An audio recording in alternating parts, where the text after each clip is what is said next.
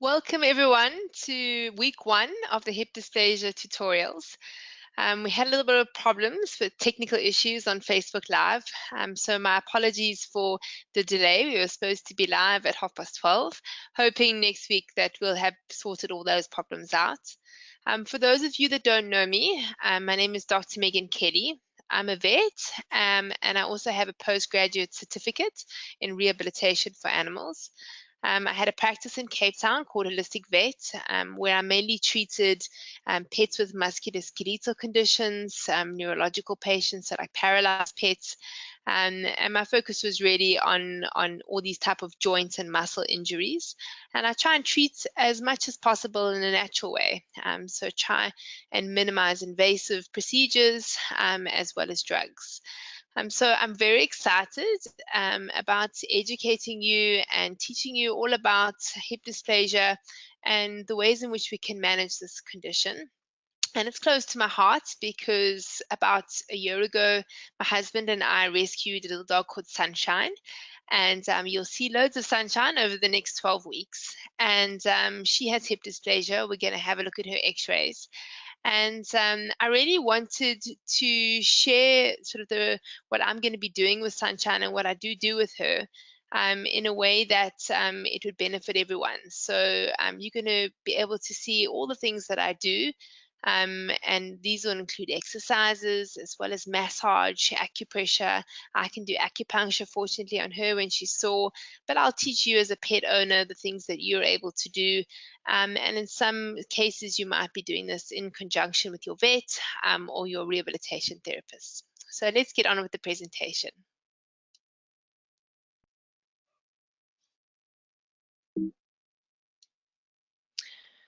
So we're going to be doing these tutorials once a week, and it's going to be for 12 weeks. So if all goes to plan, the next one will be next Wednesday, the 31st, at 12:30 p.m. Now, one thing that's important is that Facebook has changed their algorithm. And this is a fancy word for who sees what. So if you do not want to miss these tutorials, it's really important that you go to your news feed preferences. So I put a little picture there. So you click on the arrow and you'll go to news feed preferences. And you'll see there that it'll say there'll be all the preferences that you can select, and you're going to prioritize who to see first. And then you're going to see 2 pictures of myself and my little boy Charlie, who's unfortunately no longer with us, but we managed to keep him alive until about 20 years of age, so he did really well. So there are 2 pages, the online pet health page and the holistic vet page. So the hip dysplasia tutorials will be on the holistic vet Facebook page. So you're going to click that and you'll see that it says see first, and that'll mean every time you come onto your Facebook, you will see posts from Holistic Vet. So if you are unable to do this, if you can't work out how to do it, I will post a link where you can sign up to get email notifications of when we'll be going live. And if you sign up to the email notifications, I will also send you a link to the recording of the tutorial just in case you missed it. So what we're going to be learning about, I'm going to actually be sharing a lot of the content that I have on my membership platform. And I've recently just launched the Online Pet Health Academy. And this is a membership site for pet owners where we've got lots of content. I've got a massage course, I've got the 12-week strengthening program, and a lot of these exercises we'll be going through in this free tutorials, the 12-week tutorials. There's also a whole lot of ebooks. So I'm going to be sharing lots of content that's actually only accessible to my members. If you're interested in having a look at the Academy and what it's all about, you're welcome to go to drmegankelly.com and you'll see all the webinars that we're going to do, and as well as all the online courses. But over the next 12 weeks, I wanted to tell you what we're going to learn. And we basically going to go through a whole lot of theory and then start sort of applying the theory that we have into at practical sessions. And the practical sessions will involve massage techniques, acupressure for hip dysplasia, as well as a whole lot of exercises to help strengthen the muscles that support the hip joint. But before we do all of that, we need to get into the nitty-gritty of hip dysplasia. So I'm going to explain to you what hip dysplasia is, how it forms, possible ways in which we can prevent it, what are our options if we have a dog that is diagnosed with hip dysplasia, and this will be from surgical through to conservative treatments. We're going to look at managing the condition, so whether the dog has been diagnosed from an early age or later on in life, how do we manage and what are our major goals in that management? We're also going to look at pain because that's definitely a critical part of hip dysplasia, managing the pain that our pets experience. And this we're going to try and do as naturally as possible.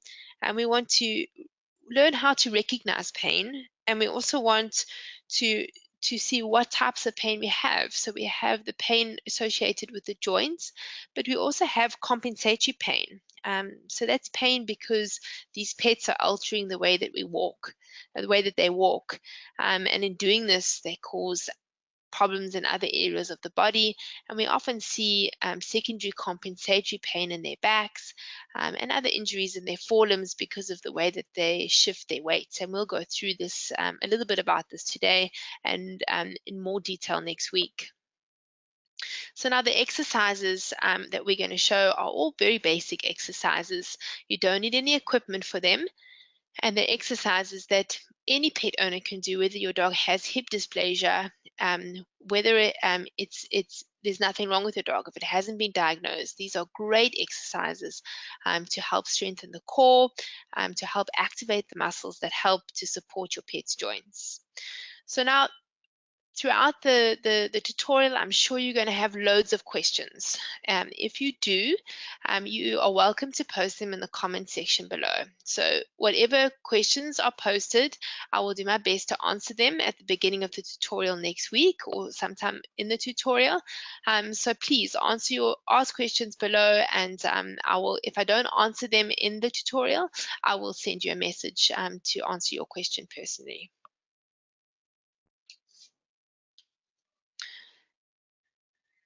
So this is a statement: puppies are born with normal hips.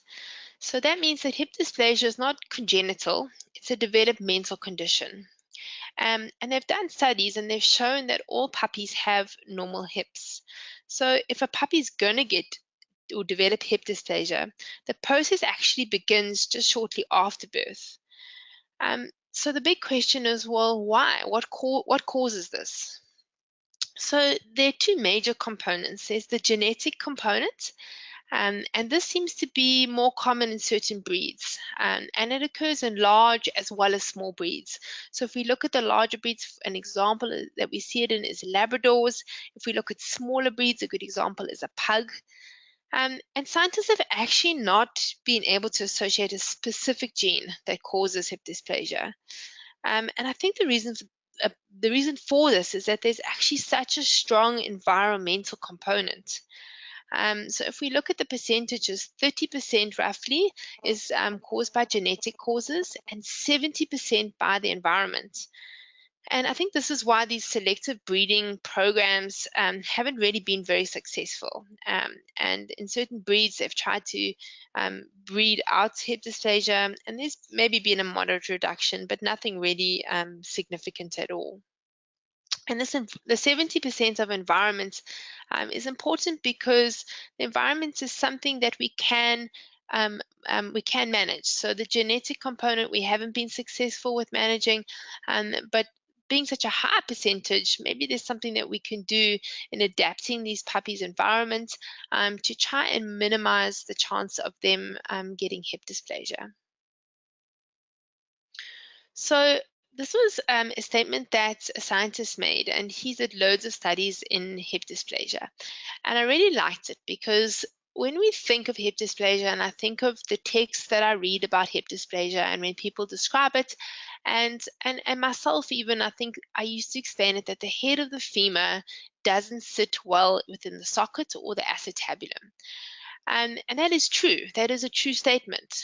But the reason is that it's actually because of a failure of the muscles and the soft tissues to hold the hip joint. So hold the head of the femur in the acetabulum. So yes, it's not sitting there, but it's because these soft tissues and these muscles are failing in the job that they're supposed to do.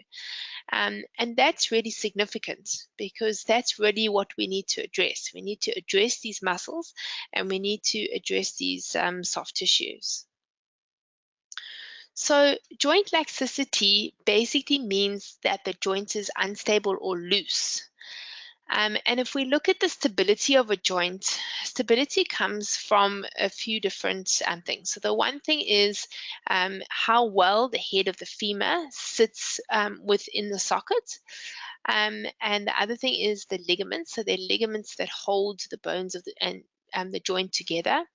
There's a big capsule here that surrounds the whole hip joint, and that's called the capsular ligament. And that joint capsule also helps to form some stability for the hip joint or any other joint. And then the last thing is the muscles that surround the joint. So the hip has a lot of large muscles, and the glutes in particular, that span over the joints. And if these glute muscles are nice and firm and strong and well toned, they will be able to offer some pressure and some support to the hip joint. So we know that these puppies are born with perfect hips. So if they don't develop any laxity in their joint, then theoretically they should not develop hip dysplasia. So these puppies, from being born perfectly, their hips are becoming lax. So they're becoming looser, and the head of the femur is not sitting and staying within the socket. So what is actually causing this laxity? So one of the things that could cause it is trauma. So you see all these funny pictures and videos on YouTube of these little puppies falling down the stairs. This is not ideal. Them falling, if you think about how they could hurt themselves, how they could possibly strain or tear the soft tissues like the ligaments and the joint capsule by twisting and falling and doing somersaults. Possibly weak hind leg limb muscles could be contributing to causing the laxity. So maybe puppies that are kept in pens, whelping pens, and they're not allowed to be able to walk around and actually develop their muscles. And next week we're going to get into detail of a whole lot of clinical studies that were done, and I'll explain to you all the different ways in which, especially in the very early days of the first 6 weeks or so of a puppy's life, how breeders can actually change the way that they're bringing up these puppies to help to minimize them getting hip dysplasia. So another cause possibly is a puppy that's overweight. So there's just overload on their soft tissues. So the joint's not able the soft tissues to withstand the weight that it needs to. And so the laxity, this joint laxity, really, really is our major problem. So when we have this joint laxity, the problem is that the forces on the hip actually become abnormal. And the forces start to become concentrated on this rim here. So this is called the acetabular rim. And it actually causes damage to the rim. And there's a ligament that's very important in the hip joint. It's called the round ligament. So you can see it here, or ligament teres. And it actually attaches to on the center of the femur and attaches to the acetabulum.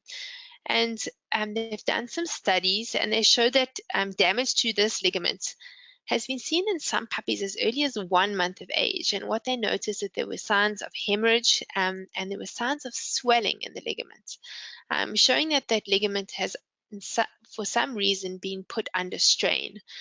So it wasn't able to withstand the load that it was put under. And it really is important in securing that head of that femur until such time as the muscles of the hind limb are developed enough to be able to support in assisting the hip. And this is really key in our management of hip dysplasia, is that these muscles, they really are important in hip stability. And what tends to happen, and we'll get into this in more detail in tutorial 2, but because of pain and altered movement patterns, these dogs tend to have muscle wastage in their back legs. And I'm sure all of you that have a dog that has hip dysplasia can recognize and notice that the size of the muscles in the back legs of your dogs has decreased. And the problem is this actually just exacerbates the problem even more, because the less muscle and the less strength in those muscles, the more unstable the hips become. And so one of our main things in our management is we're going to try and concentrate on building these muscles to help stabilize the hips. So I just want to go back to this picture because I wanted to show you these x-rays. So now that I've explained to you exactly what happens and how it forms hip dysplasia. This picture on the left here is a picture of Sunshine's hips. So now we rescued Sunshine a year ago, and I'm guessing she's about 3 or 4 years of age. It's difficult to say. But you can see that there's already signs of arthritis here. And how we know that is that you can see that there's all thickening of this head of the femur. You can see that there's not a distinct smooth outer surface, and you can see that here, this side here, which is a normal hip, looks a lot smoother. Another thing that you'll notice is if you have a look at the acetabulum or the socket, you can see how shallow it is, and you can see how little of the femur actually sits within the acetabulum, whereas this side you can see it's a lot deeper and it's a lot rounder, and the head of the femur is sitting really, really nicely in the acetabulum, and there's none of this thickening and bumpiness. You can see all this here, especially on the acetabular rim. You can see signs of extra bone growth, which is signs of osteoarthritis. So basically, just to summarize, we'll have the joint laxicity, which causes abnormal forces on the hip and the acetabulum that then results in hip dysplasia and eventually results in osteoarthritis of the hip. So what we really want to do is we want to slow down the progression of this osteoarthritis. So if you have a dog that has already been diagnosed with hip dysplasia, a way in which we can slow down the progression of arthritis is to try and maximize any stability that we can have. We try and improve hip stability and decrease joint laxicity, because the more unstable the joints, the faster the progression of the arthritis. And if you have a dog that hasn't even been diagnosed and you've got maybe a new puppy, we're going to look at trying to prevent joint laxicity. So we go right to the start. So depending where you are in the cycle, there's lots that we can do. And even if your pet has already developed osteoarthritis, we can do things to help pets with osteoarthritis and even slow down even more progression. And that's what I hope to achieve for Sunshine. So I hope to slow down the progression of her arthritis. And you can see she's already got major signs of arthritis in those hips. So one little test that I'd like you guys to do is to have a look to see how your dog is weight bearing. So when we have hip dysplasia, sometimes one side can be worse than the other, and we might notice this on x-ray, but what you see on x-ray doesn't necessarily mean how the animal presents. So one of the things that I like my pet owners to do, and I teach them, and I do this in my clinical exam before I even see the dog walking, is to do a weight distribution test. So what actually happens is when a dog has pain somewhere, they alter the way that they stand and they alter the way that they walk. And sometimes this can be extremely subtle and you might not pick it up. So as a pet owner, you might not even know that your dog has hip dysplasia or arthritis or lame, because sometimes the signs are really subtle, and you'll watch Sunshine running around here, and when I do the weight distribution test, you'll be surprised to see how little weight she's actually putting on one of her legs.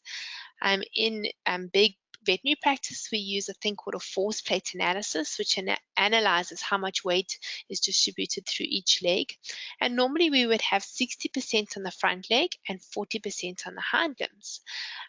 So when we have a dog that has has hip dysplasia, maybe one side is severe and they're showing symptoms on the one side, instead of bearing weight 20% on each hind leg, they have maybe 10% on the one leg, 22, so a little bit of weight onto the opposite right hind leg, and then they shift all their weight onto the diagonal, so onto the right front leg.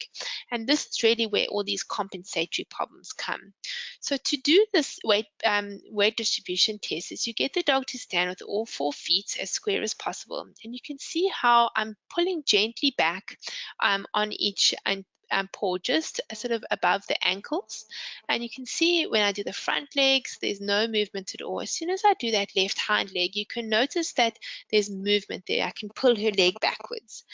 And that shows to me that she's not putting weight. So she's putting more weight on the right front, maybe a little bit more on the right hind.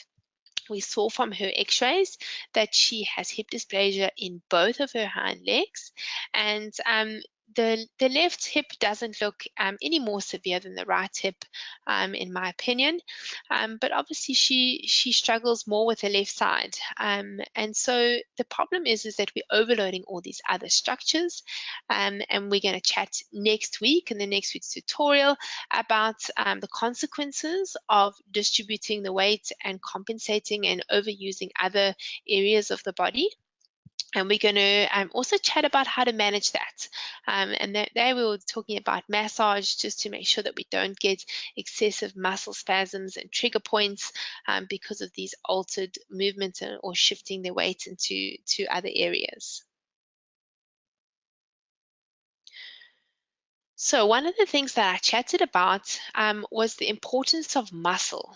And I'm going to show you a video now of doing a muscle mass measurement. So measuring the muscle mass is an indirect way of measuring muscle strength. So there's no sort of figures that are set for any animal, but a good way to determine whether to see whether a dog has got good muscle mass is to do it by visual, so having a look at the muscle, to do it via palpation. And this is something that really comes with experience. But something that all pet owners can do is to have a look and see if they've got a dog with hip dysplasia, is there a major difference in the muscle mass between the left and the right hind leg? And I'm going to show you my measurements that I did with Sunshine. So you can just get a normal tape measure, and so sewing tape measure, you're going to get it to stand, and you see how I come as high as possible. Her little turn her out of the way. Oh dear, she wasn't extremely cooperative when I did this. She likes to roll and have her tummy scratched. So you see, I'll bring it as parallel to the floor. Sorry, my hand's in the way there a little bit, but hopefully the next, when I do the other side, you'll be able to see. But you're basically going to bring it together, and you want it to be parallel to the ground. So you get it to stand, and there, oh, she sits again. Stand up, Sunshine. There we go, and you do it parallel, and you measure how many centimeters it is. So as parallel to the ground as possible, and as high up in the flank as you can go. So you see here the measurements that I got. We know from our weight distribution test that Sunshine had decreased weight bearing on the left hand, and this shows in our muscle mass measurements because there is a 3 centimeter difference between our left and right. So she's 33 centimeters on the left and 36 centimeters on the right. Now, it's very important that you guys do these measurements now before we go through our 12 weeks. because what we're going to do is over the weeks, we're going to start remeasuring and we're going to see how we are progressing. So first of all, we want both the left and right hind leg muscle mass to increase in the exercises and the things that we're going to be doing. And if possible, we'd like to bridge the gap between the left and the right. So the more muscle that we have, so if we do the exercises and we see an improvement in this muscle mass, ability for the hip, and the more stable the hip, the less pain the pet will be in, and we can slow down this progression of the pet's arthritis. So thank you so much for joining me today for the first tutorial. It was a lot of theory, but two important things that I want you to do, that weight distribution test, and I want you to do the muscle mass measurements. And I'd love you to do me a favor. I'd like to see what measurements you guys are all getting. So please, in the comments box below, just write your pet's name, their breed, and what measurements you got on the left and the right. And we're going to go through over the 12 weeks, and we'll see that hopefully we get to see some improvements. And I'm sure we're going to get some amazing results after the 12 weeks, as long as you guys follow the program and do the exercises that you're supposed to. So for those of you that are interested, next Wednesday, actually it'll be the same day that the next tutorial will be. In the evening, we have Dr. Kenneth Hubert, who's going to be doing a webinar on basic first aid for pet owners. You can register for this on drmegankelly.com, and it's proudly sponsored by Medipet Insurance. So we really thank Medipet for that sponsorship. And Kenneth just did a awesome webinar on CPR and pets. It was really informative and really enjoyable. So I think that if you're interested in learning some basic first aid, so what to do in emergency situations before you can get your pet to the vet, this is going to be a really great webinar. So thanks so much for attending today. I hope you've learned loads, and looking forward to the next few weeks and everything that we can learn. So see you next week.